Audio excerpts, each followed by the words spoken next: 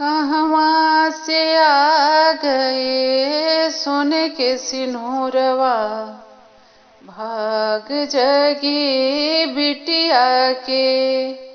अरे कहवा से आ गए सोने के सिंदूरवा, भाग्य जगी बिटिया के करी सुंदरी सलोनी प्यारी बिटिया, खेली रही दुअरा पे। अरे के करी सुंदरी सलोनी प्यारी बिटिया, खेल रही दुअरा पे। अरे कहवा से आ गई प्यारी रे बरतिया, द्वार लगी के करारे। अरे कहवा से आ गई प्यारी रे बरतिया, द्वार लगी के करारे।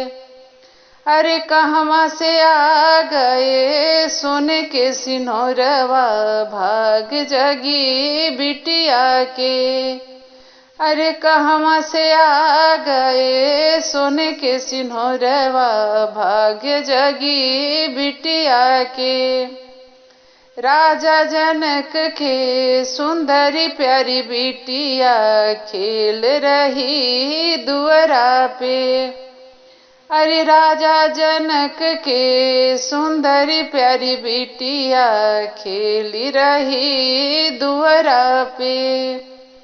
अरे अवध से आ गई प्यारी रे बरतिया, द्वार खड़ी मिथिला के। अरे अवध से आ गई प्यारी रे बरतिया, द्वार खड़ी मिथिला के। अरे अवध से आ गए सोने के सिंदूरवा, भाग जगी बिटिया के। अरे अवध से आ गए सोने के सिंदूरवा, भाग्य जगी बिटिया के करी सुंदरी सलोनी प्यारी बिटिया, द्वार चली साजन के। अरे के करी सुंदरी सलोनी प्यारी बिटिया, द्वार चली साजन के। अरे जनक के सुंदरी सलोनी प्यारी बिटिया, द्वार चली साजन के। जनक के सुंदरी सलोनी प्यारी बिटिया, द्वार चली साजन के।